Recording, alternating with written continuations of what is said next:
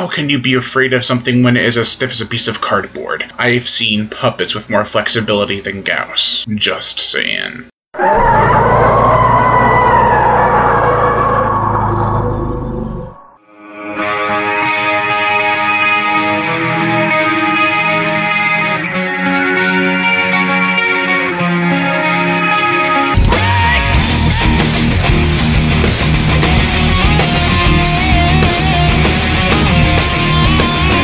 Gamera vs. Gyaos. This is the third installment in the beloved franchise, and Gyaos is this series' version of Rodan, except it's a bat. Like Baragon and Barugon. Totally different, totally original, which originality is something this film series does not have. The plot. Some volcanic eruptions occur, and before we can figure out why, Gamera comes to save the day. Except we are introduced to the opening credits, and the volcanoes, up until the very end, become insignificant. They must have had two ideas and had to incorporate both of them in there somehow. It's like trying to put two triangle shapes in a square. They just don't fit. Anyways, out of a cave comes Gyaos, whom begins to terrorize the area. Gamera comes to fight, and at least he has more screen time than the previous installment. Who will win, if it isn't obvious? I like this installment. I like it a lot. It's probably my favorite so far. The kid was kind of annoying, but nowhere near as annoying as fucking Toshio from the first installment. There are some weak characters as well as subplots that go nowhere. Gamera is pretty cool though. He saves the kid in one scene, and I like how they handled it. Up until that point, everyone besides the kid is afraid of Gamera. But as they climb up to get the kid off Gamera's back, their trust ensues. Gyaos, that stiff, sound-slicing, second spine-having beast is a mixed bag for me. But mostly because of the design and not because of the creature himself. And yes, he does have two spines that help him have such a high frequency of sound that it can slice through physical objects. Which makes absolutely no goddamn sense, but